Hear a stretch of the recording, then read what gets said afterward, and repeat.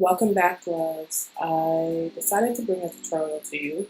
I don't often make tutorials, but it's been requested, so this time around we're going to do a mermaid wig. Yay!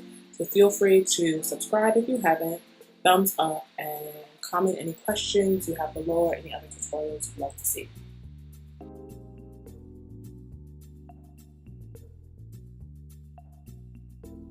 So I got the hair from AliExpress. I don't live in Richmond, and as you can see, the hair came hella yellow, and that's not the kind of blonde I was going for personally, so I decided to color it.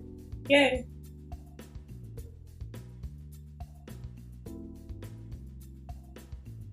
So I start out by actually adding a permanent color. Permanent color as a base for the semi-permanent is great because it really helps the hair to go inside of the cuticle and hold on and distribute the pigment, and just allows your color to last a lot longer.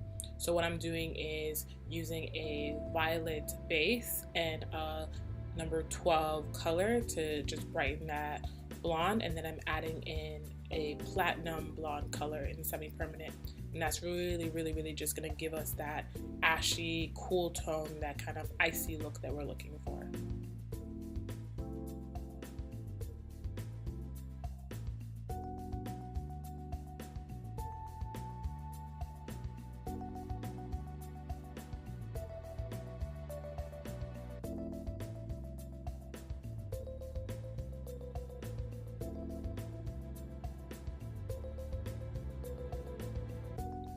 So with this, you really want to mix it nice and good, and you want it to be more of a smooth consistency as opposed to a thicker consistency that you might have with bleach, because with this we want to be able to spread it onto all of our bundles, and we want to keep the color as consistent as possible all of our bundles.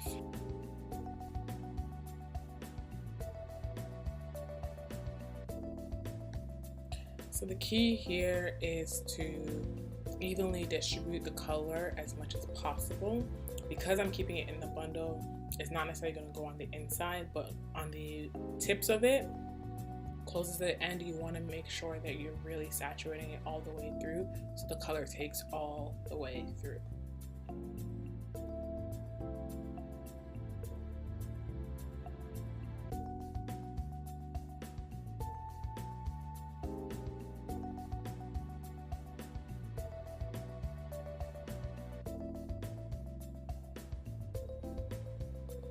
So what you see here is the final product in terms of just me trying to tone the hair to a base color that I like. The darker one is because it had more semi-permanent in it than the lighter ones. That's all the difference is the ratio of color to peroxide. That's the difference.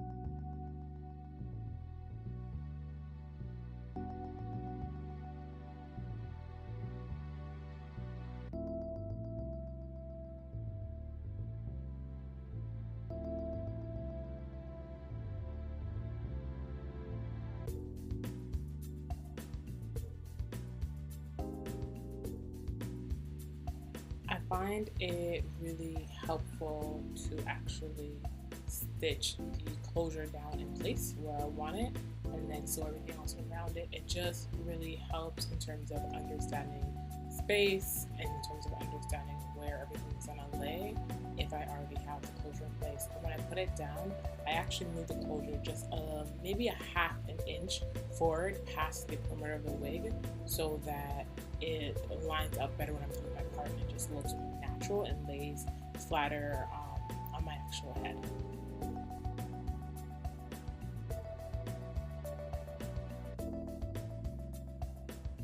I'm actually not stitching all the way through the outer band.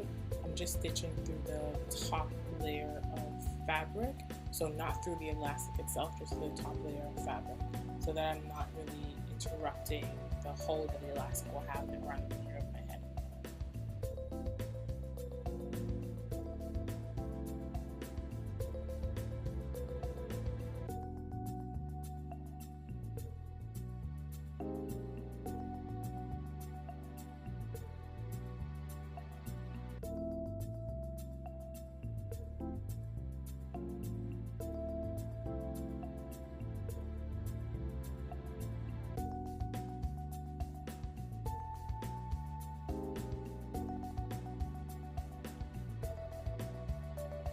Something to note is in some areas you'll see, such as the bottom, I double the tracks together because I want more of that bob heavy perimeter line of the cut, whereas in the middle I start to have single tracks because I want more of the flow rather than the thickness. So that's just something to keep in mind, to double the track or single the track depending on where it's going to be sitting and what look you're going for ultimately.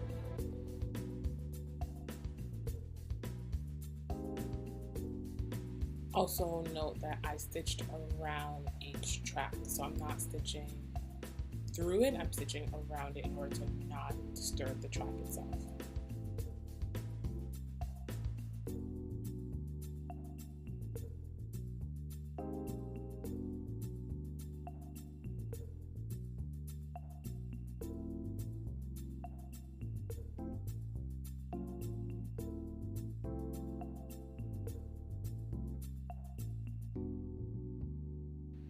So what I'm doing now, because I don't intend to actually highlight everything mermaid, I'm going to section out the lighter pieces that are going to be highlighted and put away the darker pieces that's actually going to be the base for the wig and the entire look.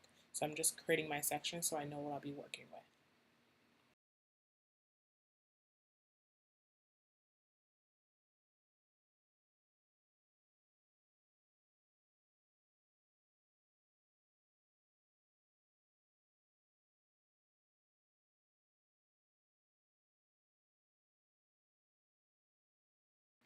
So this technique is actually called a weaving technique, and it's used when doing foils and hair. It just helps to create that look that blends everything in, so to speak, and just creates more of a movement. And I'm doing it on the lighter pieces because I want the actual semi-permanent that I'm using to show up. Here I think I'm using Adore. I don't remember the actual name, but I'll put the name of the colors in the description box.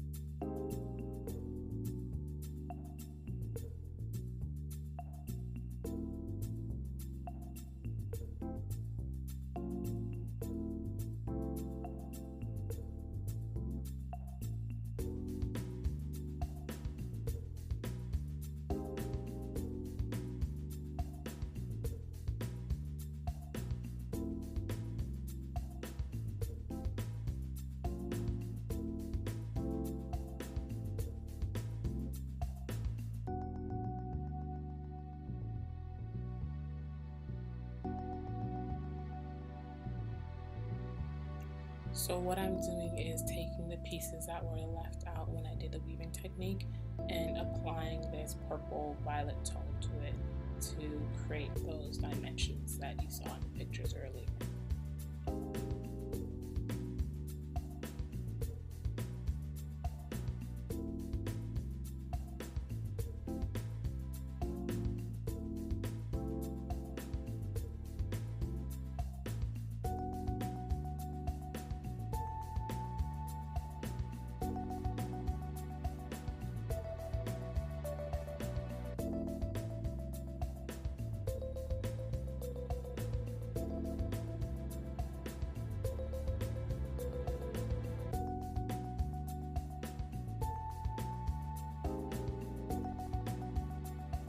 So once the color is complete and you let it sit for honestly at least an hour, but I'm gonna be honest with y'all, sometimes I let mine sit overnight, just depends on how I feel. What I'm doing here is creating a guide for myself because I'm going to be wearing the wig personally. I'm using my own head to create a guide so that I know where I want it to stop at each side and what the actual lengths are that I want before I go ahead and use the mannequin to cut it.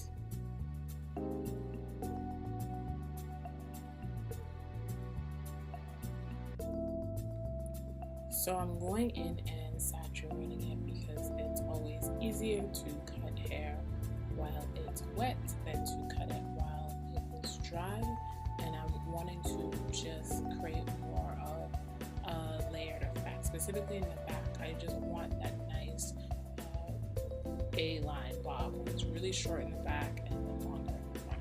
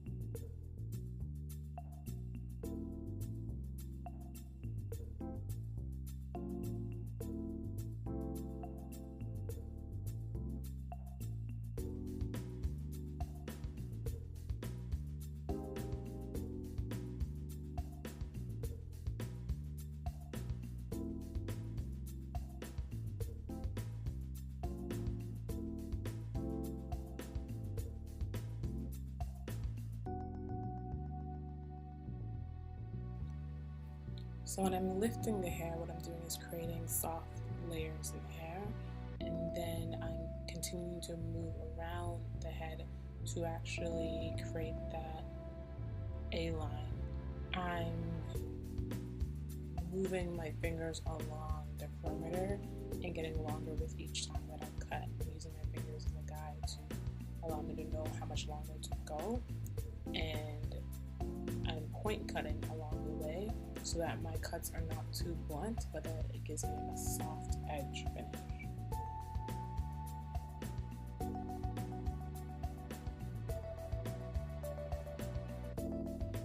So I'm using my razor in the bangs because I want to create more of that feathered look. I want that nice soft bang that really blends in with the rest of the look very easily.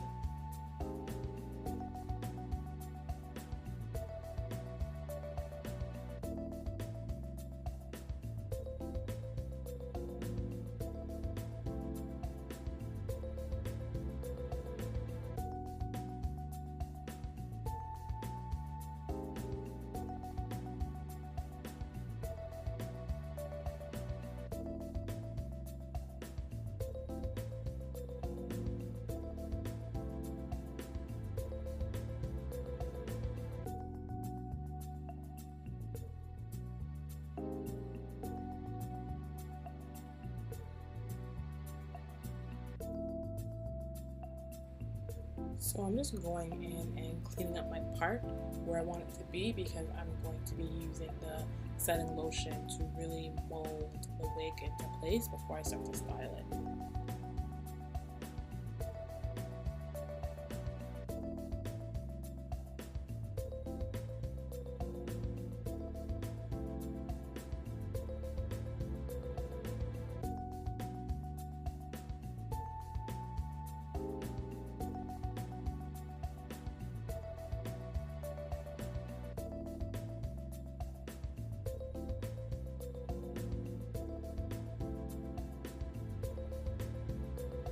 I'm using a paddle brush and a blow dryer to really straighten out the hair to give it the form that I want. I want to really stretch it out that it can be sculpted into the shape that I'm looking for. And now I'm going in with my flat iron and just straightening it out to really, again, set it into place.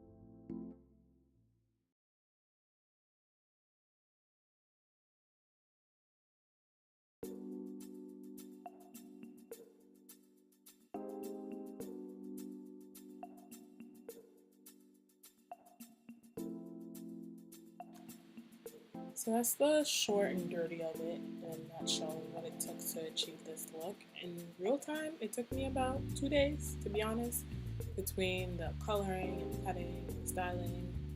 It all took about 2 days. Probably could have been done in a day if I dedicated a whole day to it, just to let the color process and everything. But overall, I'm really happy with the look. I've worn the wig multiple times. It's still in great condition.